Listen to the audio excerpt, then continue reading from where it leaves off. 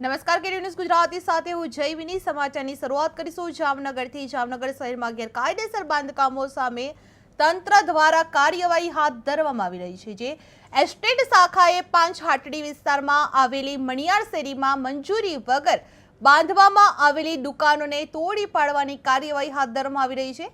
જ્યાં માહિતી મુજબ આ દુકાનો કોઈ પણ પ્રકારની મંજૂરી લીધા વગર બાંધવામાં આવી હતી, જેના આધારે એસ્ટેટ શાખાની ટીમ અધિકારીઓની હાજરીમાં ઘટના સ્થળ પર પહોંચી અને ગેરકાયદેસર બાંધકામોને તોડી પાડવામાં આવ્યા હતા।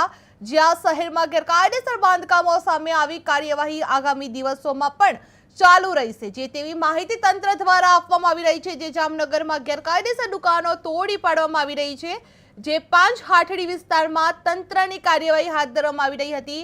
મણિયાર શેરીમાં ગેરકાયદેસર બાંધકામ દૂર કરવામાં આવી રહ્યા છે। જે જામિકોની એસ્ટેટ શાખાની કામગીરી મંજૂરી વગરની દુકાનો પર તંત્રનો પડકાર જોવા મળી રહ્યો છે। જે ગેરકાયદેસર દુકાનોને તોડી પાડવામાં આવી છે। જે માહિતી મુજબ આ દુકાનો કોઈ પણ પ્રકારની મંજૂરી લીધા વગર બાંધવામાં આવેલી જોવા મળી હતી, જેના આધારે એસ્ટેટ શાખાની ટીમ અધિકારીઓની હાજરીમાં ઘટના સ્થળ પર પહોંચી આવી હતી અને ગેરકાયદેસર બાંધકામોને તોડી પાડવામાં આવ્યા છે। જે શહેરમાં ગેરકાયદેસર બાંધકામો સામે આવી મોટી કાર્યવાહી આગામી દિવસોમાં પણ ચાલુ રહેશે, જે તેવી માહિતી તંત્ર દ્વારા આપવામાં આવી રહી હતી।